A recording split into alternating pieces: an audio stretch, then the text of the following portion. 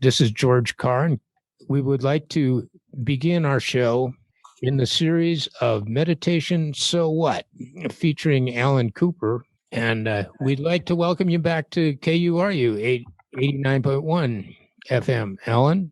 Well, thank you very much. I'm glad to be here. The last time you appeared, we received much positive feedback, so we're glad you're back. So glad, in fact, that we're announcing this show as the beginning of a weekly series broadcast called Dharma on the Back Porch. It's our hope that you can share your insights for the benefit of everyone in our listening area who would like to be a part of a community exploring meditation and the Dharma. With the hope of bringing this discussion onto each of our listeners' back porch, we're going to try to create that type of open discussion.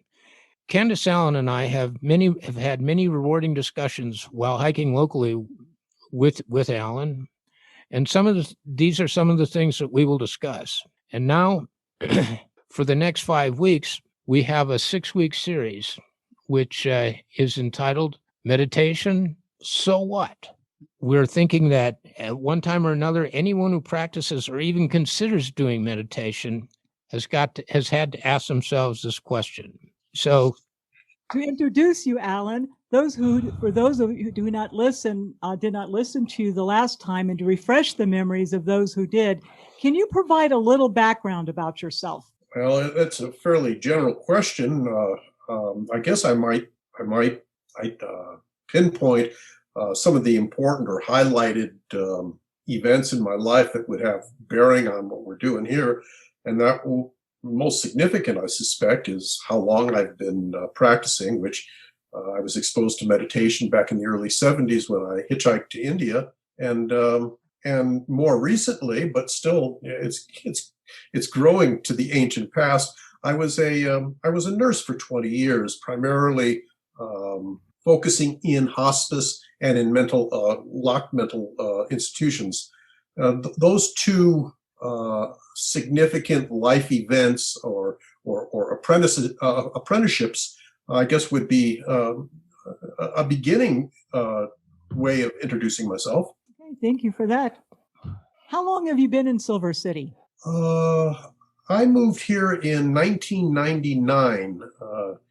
Some of our listeners, some of my friends, some of the people who will be tuning in might remember a project that my then wife, Lisa Grinnell, and I had conceived of creating a community for aging meditator types. And we made wonderful progress towards that end. And that's what brought me and brought Lisa to Silver City. She's since left, and I've stayed on. So you mentioned that you've been meditating for a considerable period of time. Can you estimate the number of years that you've been at it? I don't have that many fingers and toes. I was exposed to it back in the early 70s, but began to truly, find my rhythm around about 1987 when I began to commit myself to doing longish retreats almost every year. And since 1987, I've been doing 3-month to 4-month retreats almost every year since about 1987. So doing the math, I think that winds up to at least 35 years of this. Well, okay, let's do it. So it's 13. Yeah, it's about 35 years now. Yeah, knocking on. Yeah. So what was it that led you to start meditating to begin with? It's a combination of things, but primarily circumstance. At the time, I was when I got exposed for the first time to meditation, I might say I was a card-carrying hippie, and being so privileged and being part of that fraternity, that union, when I hitchhiked to India, I found myself exposed to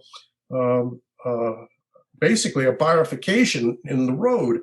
One was to go to Goa and pursue the art of sex, drugs, and rock and roll, or the other fork was that would lead a lot of us to explore what South Asia and Southeast Asia was offering in terms of the practices of meditation. What were some of your earliest teachers? I think we discussed this in our last show, which was interesting because I hadn't thought of this in such a long time. I guess my very first teacher, I think his name is pronounced Stanislavski, and he was a great, I guess, director from Russia, who I believe invented, codified this notion of method acting, which demands those actors and actresses, if they want to really understand the character, they need to try to become the character, and therefore, in that process, begin to understand the emotional workings of another person. And as a high school student, when I was studying, and early in college, when I was studying theater, I discovered for the very first time that I was so preoccupied with myself, I didn't have an appreciation for other people's emotional world. And I was therefore often very unkind to people. And in consequence, while doing method acting, I began to appreciate that which I was feeling when wounded or complimented. Those around me would also experience pleasure or pain. But in specific answer to your question, I think the nature of your question wasn't about Stanislavski, but was about a man by the name of S.N. Goenka. Many of our listeners will know who he was, and he was an Indian man who had been born, bred, and made his fortune in Burma before South Asians were kicked out soon after, I guess, independence of Burma. And he became a lay devotee of a teacher by the name of U Ba Khin. And U Ba Khin was also a lay meditator. So my first exposure to meditation, formal meditation, was through the auspices of a lay meditator teaching a Theravadan approach to Vipassana meditation. Well, Allan, while we were out hiking, we were tossing around the idea of what should we call today's show. And we came up with the title for today's show as Enough Already. May I interrupt for a second? It's enough already. Enough already. Forgive me. It's an inflection that really characterizes the dissatisfaction and the suffering that we all do experience. Well, let's go back to the question which we asked you a few minutes ago about what led you to start meditating. Was enough already? No more sex, drugs, or rock and roll? Well, there you have it. This is I think, a very interesting question, because I think we may even discuss this a little further on. But one of the things I think all of us can recognize is that our minds have this tendency of looking to increase our pleasure, avoid displeasure, to keep that which is pleasurable and not let it go, and to do everything possible, again, to avoid that which is unpleasant or unpleasurable. And in consequence, all of us at some level or another are seeking some kind of, quote, happiness, unquote. Unfortunately, most of us don't have the tools to create an environment that allows the mind to become skilled in ways that allow for that to arise. Most of us have this tendency of seeking the next pleasurable experience and avoiding that which is unpleasant. And in effect, that's who I was as a kid. In my 20s, my early 20s, I was running around the world studying sex, drugs, and rock and roll, always hoping that this high or this sexual experience or this rock concert was going to make me happy. And I'd like to quote Ram Dass, Richard Alpert, who once was asked, what did you learn about LSD? I'm paraphrasing here. And he says, the one thing I learned about LSD is you always come down. Yeah. So you're saying that Stairway to Heaven, the Led Zeppelin, didn't do it for you? Well, along the way, we learned various skills. I've had this, hopefully, I've learned not to throw the baby out with the bathwater. What I learned by doing these experiences, that there was a non-ending treadmill-like quality to the pursuit of pleasure, trying to hold on to pleasure and trying to avoid the unpleasantness of that which is not satisfying. And as a consequence, even then, as a 23-year-old or whatever I was already recognizing that the options that seemed to be on the plate were not going to serve me well into the future. And half in consequence, I didn't go to Goa. I went up to the Himalayas. I met and started doing these meditation retreats, and I found. I think that might help to explain what motivated me. I just was a very unhappy camper, and though I was very pleased to continue my studies in hippiedom, I also recognized that it was a program that I could graduate from real quickly if I wanted to. All right. Now, Goenka was a turning point in those experiences of finding, what you were looking for. What was it about that retreat that, that gave you some answers for that time period? Thank you. That's your question actually inspires some fond memories. One of the things that Goenka offered, and at the time, those of you who know S.N. Goenka, for many years, his retreats have been very, what would you call it? Regimented, organized, and they've been adapted to current media, and so that Goenka-ji would offer his talks via video. Back then, it was the real deal. It was the man himself, and he at that time was maybe 45, 50, 55, something like that. And he was a charismatic man, a really beautiful human being, and he had this incredible voice. And he was able, unlike anything I'd ever heard before, and this is from the point of view of a newbie, of someone who didn't know anything about meditation or Buddhism or Hinduism or anything. This man offered a almost scientific, and a very practical way of describing what the Buddha taught. And he made it understandable to the Westerner's ear. It wasn't loaded down with ritual or heavily cultural filters. It was offered simply as, if you want to know your mind, explore it. And here are the tools that will allow you to explore it. Well, when we're talking about enough already, it's sort of like we're dancing around the first noble truth of Buddhist doctrine, and that doctrine is life is suffering. And I think that the way you've been answering our questions, it's sort of the suffering and realization that constant pursuit of the next high was not going to do it for you. So I take it that enough already was the motivation for you to start going to retreats and listening to Goenka. To some degree, the maturity and of the character and the maturity of the meditation practice that I was practicing at the time wasn't sufficient to really alter many of my habits and my patterns.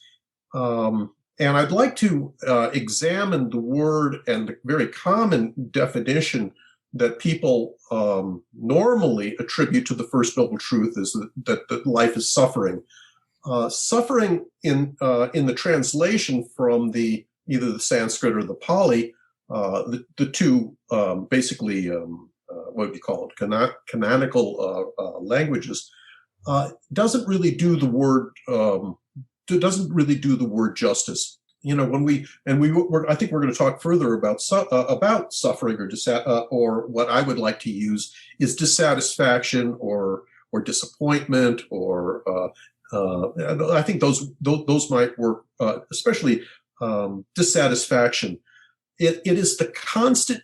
We experience suffering when we stub our toe, or our spouse dies, or we have these significant events, and somehow most people think then that's what the Buddha is talking about, where in fact those are peak moments in our lives.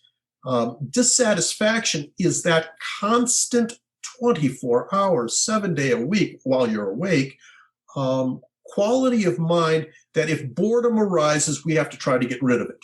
Or if a pleasant experience arises, we unconsciously try to hold on to it. These qualities, and I'm simplifying here, but it is these qualities of constantly being off-center, constantly pushing and pulling, trying to control our environment that creates the muzak of what is dissatisfaction. I have to interrupt here and remind our listeners that you're listening to KURU 89.1 FM in Silver City, New Mexico. Lovely Silver City, New Mexico. Well, there you go. Beautiful Silver City. Equanimous Silver City. It's a lovely place, ladies and gentlemen. We love you, Silver City. So I really appreciate your description of the constant push and pull in our waking hours. When you're considering this, a lot of people will say that Buddhism is a depressing sort of philosophy. What's your take on that kind of outlook? That is a really common assumption, or a common spin that people get when they hear about the Four Noble Truths, or they look at monks and they're not telling jokes as often as we'd like, or whatever it might be. I think it's not uncommon, or I should put it on the other way.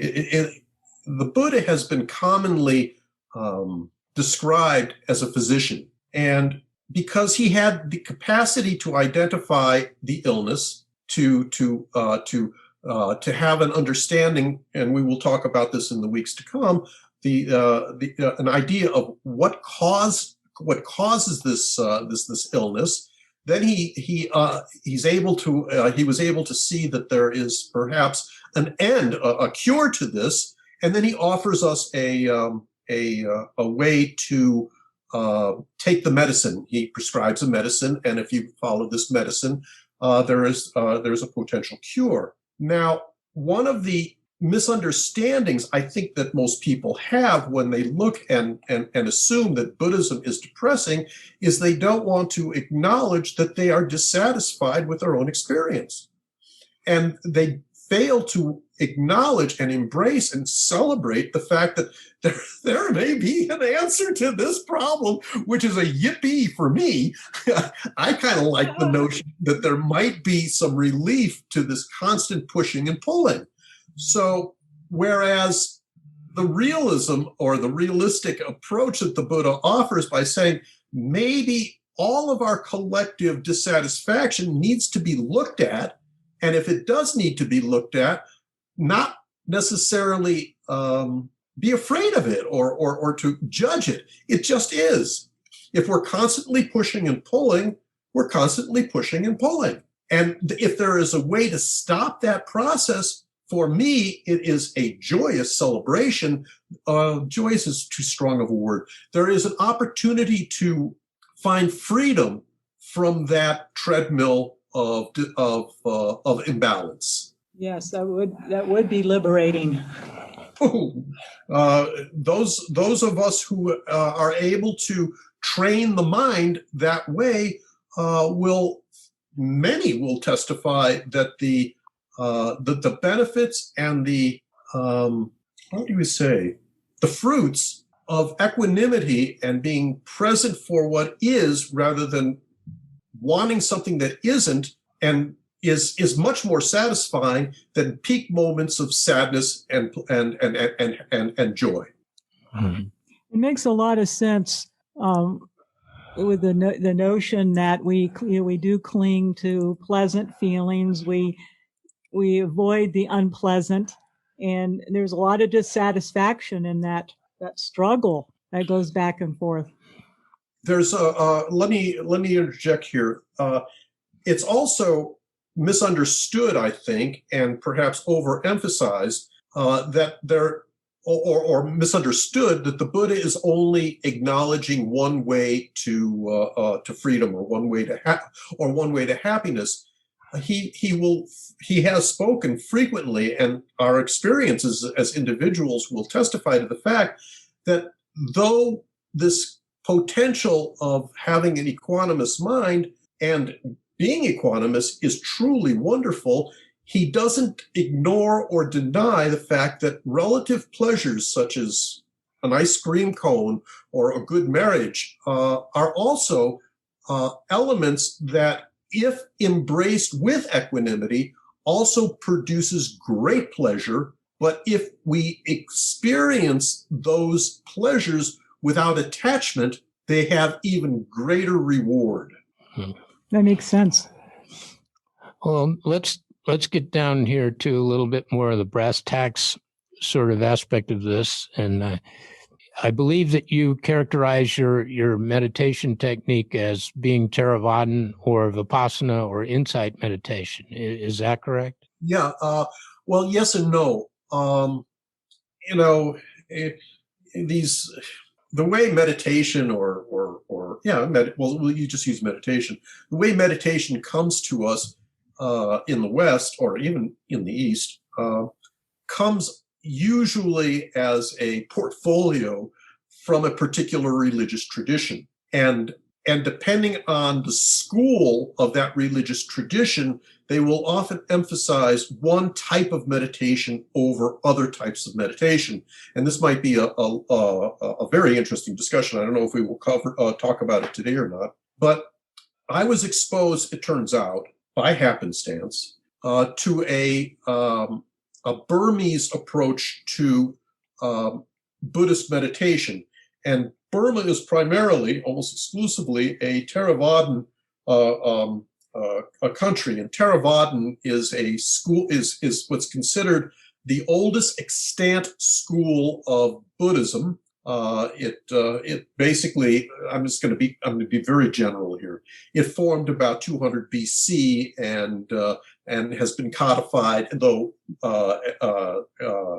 cultural, societal, and historical influences have changed it. And over the years, different emphases have come as a consequence of those, forces. So Vipassana, insight, mindfulness, those synonyms that you shared, or you asked about, George, are just one aspect of what would be part of the Burmese or Theravadan tradition. There's also samatha, which is concentration meditation. There are various kinds of formal practices and ceremonies and lay life and cultural influences. And all of these in various hues and tones interlock and interweave, creating an environment that, depending on the history and the context, certain aspects and school, and certain aspects will be emphasized. In my case, in the case of how my exposure to meditation, the mindfulness, Vipassana, insight practices were highly and heavily emphasized. And yet, fortunately, because the Buddha taught more than one type of meditation, and also society in its collective wisdom also provides different types of meditation, I would say that I practice a blend of what would be called the original teachings and variations of Western Enlightenment, etc. But my primary practice over the years, though I've done samatha practice, concentration practice formally, has been this Vipassana, insight, mindfulness meditation. So this is your primary practice, the Vipassana. It has been. It has been. I no longer can say it's my primary. When I formally meditate, I do Vipassana meditation primarily, but I'm now not so linear or narrow to not think that when I'm gardening, I'm not doing some type of meditation. It used to be that I couldn't conceive that while running or gardening or eating or whatever, that there wouldn't be elements of paying attention that could be cultivated. I don't think, I think that there are probably a lot of our listeners who've never been on a formal meditation retreat. So can you provide sort of a description of what it's like to go on a formal Vipassana meditation retreat? We talked about this the last time, so I apologize to any listeners who are hearing this again. But when you go on it's a valuable question, and one of the things about meditation or the teaching of meditation is a lot of the teachings are repeated over and over and over and over again. So I say this to myself, so get used to it, Allan. So when you go on a meditation retreat, we create, or what is created for the meditator, the yogi, an environment that gives permission, encourages, supports the continuity of that particular practice in an environment where the external distractions are minimized, so that in this particular case, and in my particular way of practice, when I go to Nepal, I go to a place where the meditator is basically silent for the time that they're there, except for when they're speaking to their teacher. We only eat 2 meals a day. We're basically practicing meditation from the moment we open our eyes in the morning until the moment we close our eyes at night. So the environment is a very laboratory-like environment, and it permits for a focusing of our energies to the formal and classical style of the meditation, so that we can train our minds in ways that is very difficult, if not impossible, for most of us to do in our everyday lives. Well, as part of the environment, you're talking about observing silence. You don't talk to people. Not only do you not talk to people, you don't look at people. Not even not looking at people either. And you See, one of the things that the Buddha was able to understand is that our sense doors, he described having 6 sense doors of seeing, hearing, smelling, tasting, physical sensations, and the mind. He included the mind, whereas in Western traditions, we don't include the mind in the notion of sense doors. And he understood that if we simplify our experience, we have a greater potential of being able to observe the momentary flux of what is occurring. So the environment of a meditation retreat is to restrain the senses, and then by restraining one's senses, we give ourselves a possibility, a potential of better being able to see how the mind works, rather than running around from thought to thought to thought to thought, or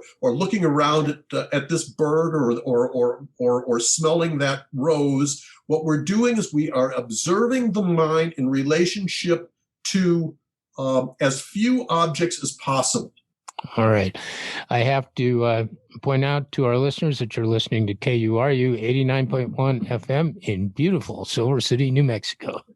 Words out of my mouth.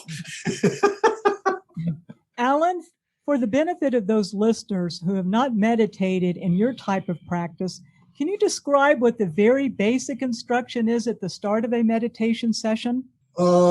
Sure, I can, but I don't know if that is all that useful in this particular context, because there are so many different ways that people are taught how to do Vipassana meditation. The way that I was taught is out of what's called the Mahasi tradition. There's an Ajahn Chah tradition. There's in the Tibetan tradition, they do a thing called, they call it, because they use Sanskrit, they call it Vipassana. So there are various ways, and each school will emphasize slightly different methods on how to do this practice. The bottom line and the common denominator to them all is it encourages the meditator, while they're examining their experiences that occur at the six sense doors in the mind, is whether or not an object lasts, or if it doesn't last, whether it's satisfying or not satisfying, or whether or not it is a personal experience or it's happening on its own. You mentioned that you've gotten to the stage in your own life where it's hard for you to draw a straight line between a formal meditation moment and just going about your daily life. So as your practice has gained momentum, are you going and noting phenomena as being pleasant, unpleasant, or neutral? That's a very on the surface, it's a simple question, but underneath, it's a very complicated question when we're looking at meditation from this perspective. There is in the Pali Canon, which is the collection of the canonical texts of the Theravadan tradition. Many of the traditions, like Tibetan tradition or other traditions, will also have their have variations of the same set of books. In the Pali tradition, which is the one which I practice, there are a few discourses that teach and emphasize on how to meditate, and one of them that is central to my training is a sutta or sutra or discourse, and it's called the Satipatthana Sutta. And Satipatthana Sutta means the four foundations of mindfulness, and it teaches us that there are four ways in which we can use this observing quality that we talked about, why the retreat is set up the way it is. Excuse me. And one of the aspects of this four quality way of looking at our experience is what's called feelings. The four are materiality, feelings, mind objects, and a thing called dhammas or dharmas. And these are ways in which we can examine higher states of mind through our experiences. So going back to your question about am I able to examine pleasant or unpleasantness more readily in my everyday life? The answer is yes, because much of my meditation practice is to observe if I have a sight or a sound or a smell or a taste or a bodily sensation or even a thought, is there an accompanying feeling tone, not an emotion, but a feeling tone of pleasant or unpleasant, or neither pleasant or unpleasant. But primarily the mind will be able to pick up pleasant or unpleasant. So for years and years and years, and months at a time over the years and years that I've been practicing, I have had the opportunity and the invitation and the instruction to examine whether or not in a moment of seeing a beautiful flower, is there a pleasant sensation? Or if I touch the flower and it happens to be a rose, and I stick myself, what is the sensation I experience in the body when a thorn pierces my skin? So to answer your question, almost by second nature, with the training that I've subjected myself to, the examination or the experience of pleasant and unpleasant is ever present in my mind, because that is in fact what we will probably discuss further on in our discussions, the critical moment that allows us to be free from that pushing pulling or not free from that pushing pulling. And I can explain further if the discussion goes there. How long do you meditate now in a non-retreat ordinary day? And what supports your practice in everyday life? I could make a couple of jokes, but Go right ahead. Good food supports my practice at home. And this COVID thing has put on 10 pounds. But anyway. Along with the biscotti, that delicious biscotti you had. Right. We can thank Costco for that. But I practice nowadays. I practice somewhere between 2 and 4 hours every day. And then I take, lately, for the last number of months, I take a certain amount of time each month, somewhere between 5 and 7 days, for a more intensive formal retreat where I up the practice to 8 to 11 sittings a day. And I just recently did an online retreat with one of my teachers, Vivekananda, who is the abbot of Pandita Rama Monastery in Lumbini, Nepal. And I did a 26-day, almost formal retreat-style practice here in my home. Well, let's circle back to the very beginning question, which is meditation, so what?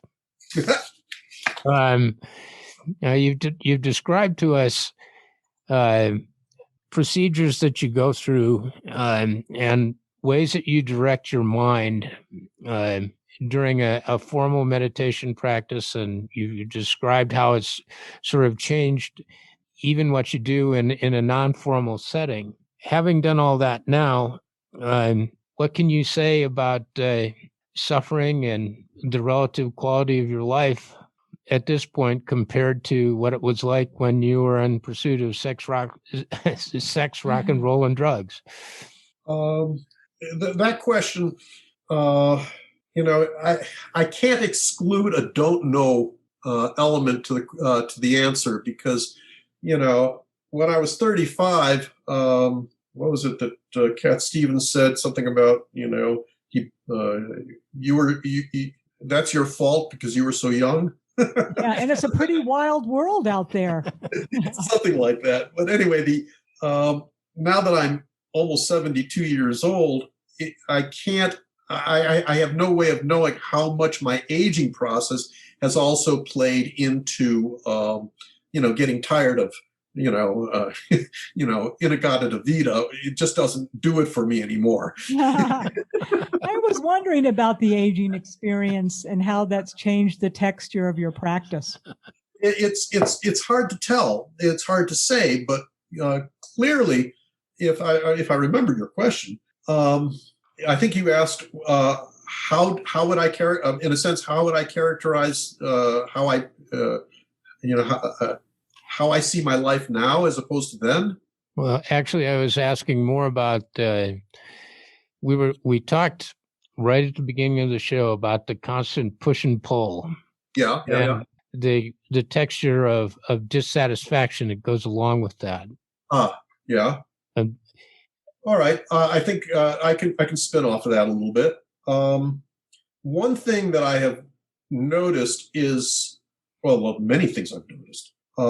This mind no longer experiences as much comparing, very little no jealousy or no envy. It doesn't have this tendency of wanting to hold on to things, and it doesn't push other things away. That said, I don't live in Ethiopia. So, I'm looking forward to the test while I'm dying. And, that's not too far away. One of the things I've always seen as part of the responsibility I have to myself is to train myself for my death. I see dying as the most important thing anybody can do in their lives. We have no choice about our births. We can change our spouses. We can even ignore our children, but we cannot ignore our deaths. And I'm in some way looking forward to testing your question, George, as I get my diagnosis of cancer or whatever, should that be the process, and seeing how I respond to my dying, having been a hospice nurse and having observed many, many, many people go through the dying process. I don't know if I answered your question or not. Well, I guess maybe a good follow-up question would be, what is your aspiration for a good dying process? What would be, well, I suppose the NBC Orchestra and theater. I was thinking more subjectively. What? Oh, okay. Um, one of the things that meditation can teach us is that in this this avalanche of experience, and if we're very careful, we can see that moment after moment after moment after moment after moment is actually 1,000 moments inside of a moment, and 1,000 moments inside of each of those moments. And as much as we possibly can, when we're attuned to each of those, as many of those moments as possible, the process of our observing non-reactive mindfulness becomes less and less affected by the reactivity of our old habits. And if I were to hope for anything, and hope is not one of my long suits, I like to tie my camel to a fence post, or I'm from Missouri. What I'm encouraged by is to have seen over these 35 years or so an increasing ability to be present for a given moment. And if that is any indication, there is the potential that as I go through the dying process, I might be able to pay attention. And if I'm able to pay attention, it'll all take care of itself. All right. Well, once again, right. I'm sorry. Once again, I have to remind our listeners that you're listening to KURU 89.1 FM in beautiful Silver City, New Mexico. It certainly is. Moment by moment, beautiful. Which is just fine. The reason why I'm pressing you on questions about how your own subjective mind has changed and how you view your life now as compared to earlier on is because I've seen people take on a very serious meditative practice and watch their lives change dramatically. In particular, there's one guy that comes to mind. This was a gentleman, when I first met him, he just retired as being the head of surgery in a major hospital. Mm-hmm. And he had what a lot of people would characterize as an A-type personality.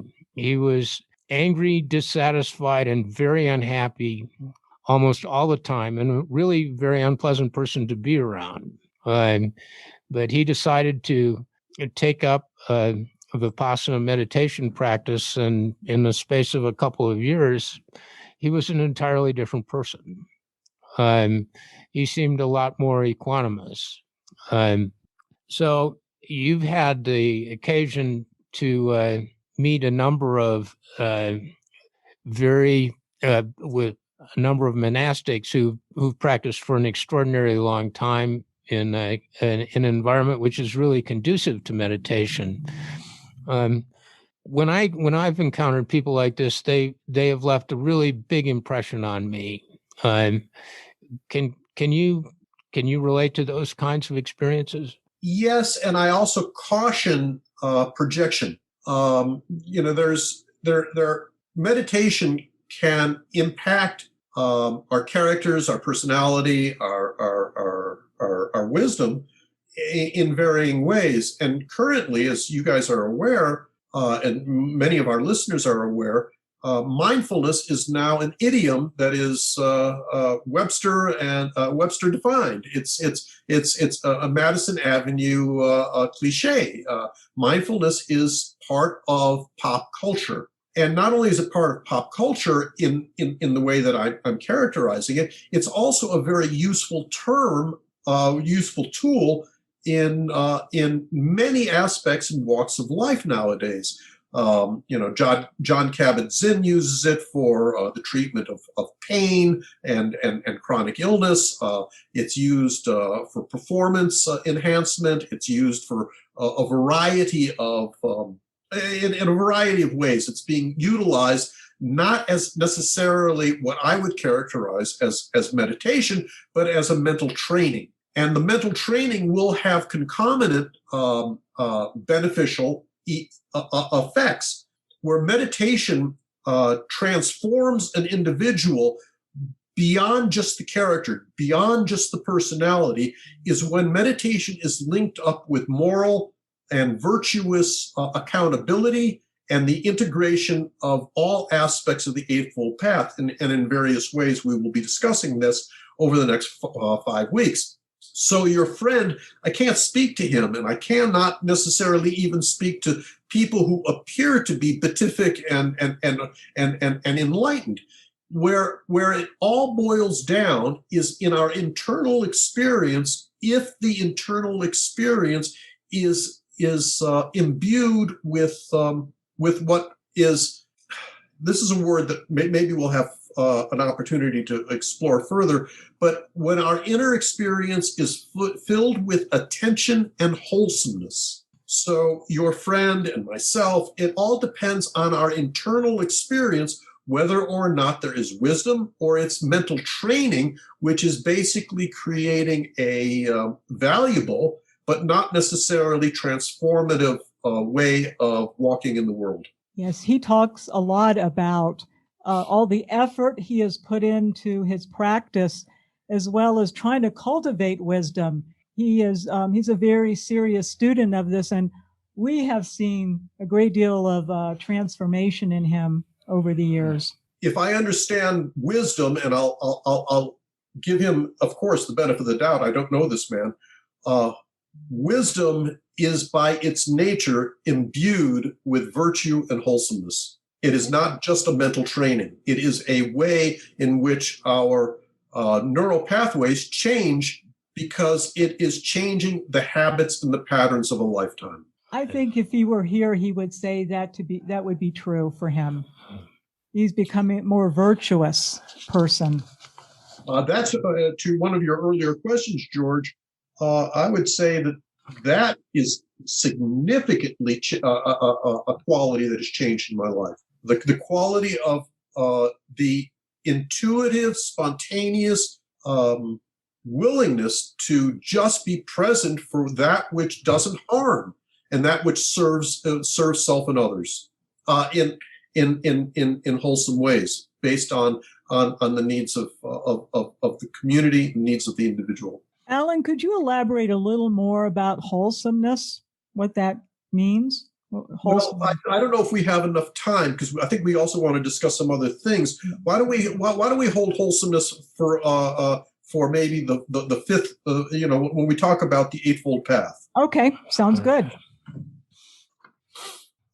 Well, so we've been pretty much focused on the push and pull,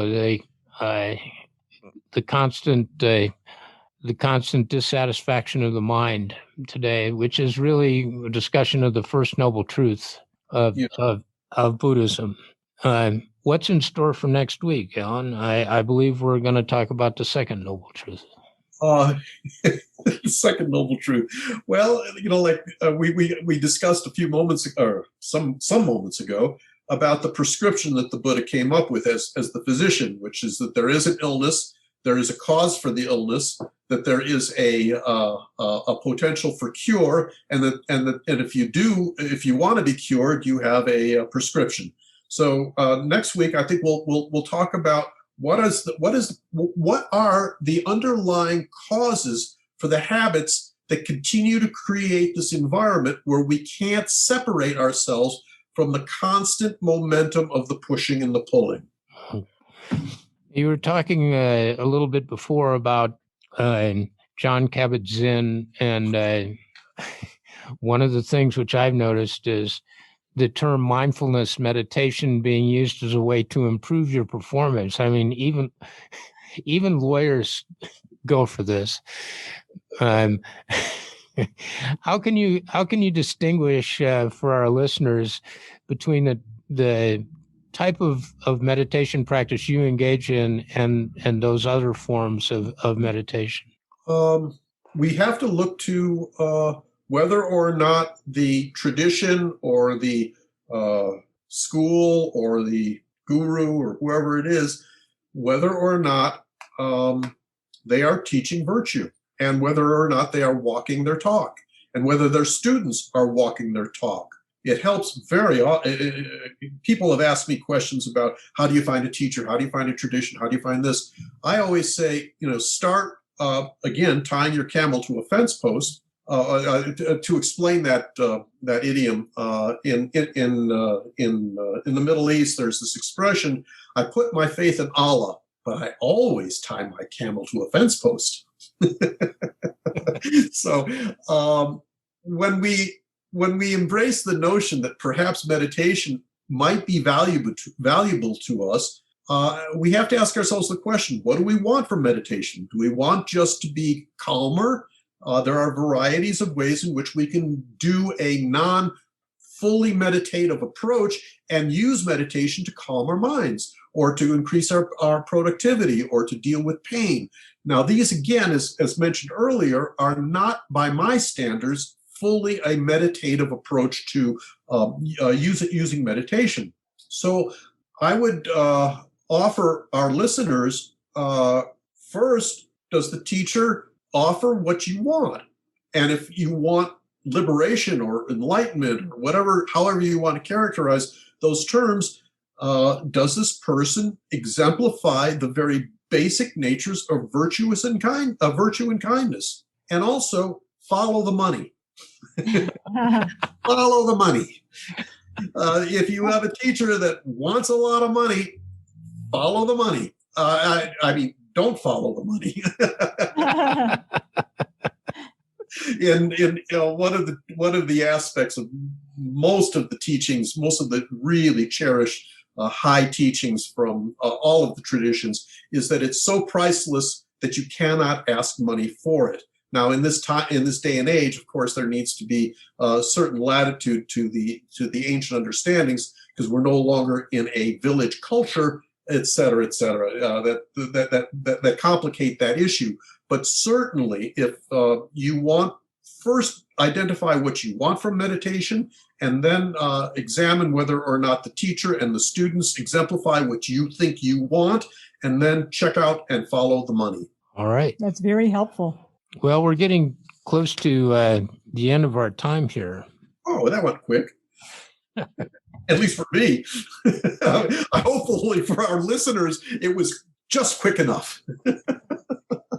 Well, would you like to, Allan, what you're talking about are matters which are complex and pretty subjective. And whenever I encounter this kind of conversation, I usually sit back and think about it, and then all kinds of questions come up. Right. I'm hoping that our show will engender that kind of response from our listeners. So can you explain to the listeners how they can participate in this, and the way we can maybe direct some of our future conversations to their specific concerns? Because after the last show, there were a lot of questions that we received. That's great. Well, because we've chosen to do a 6-part series, I think have identified, at least for the 6th show, an opportunity to address questions and answers from the general public.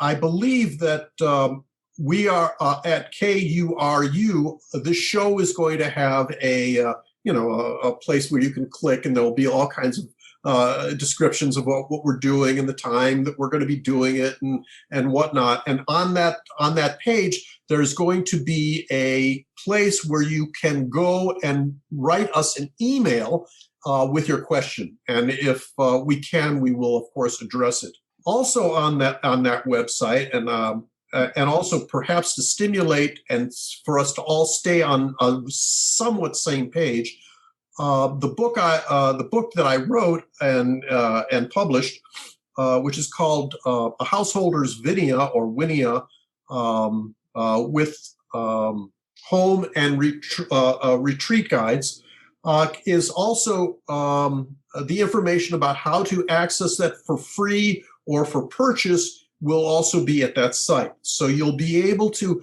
not only ask questions, but also perhaps get more information about the kinds of practices we're going to be discussing for the next 5 weeks. All right. And I'll just throw out there that if you have questions, the email address where you can send them is meditation89.1@gmail.com. That's simple. And Allan, thank you very, very much for this presentation. Thank you, Allan. We are looking forward to talking to you again next week.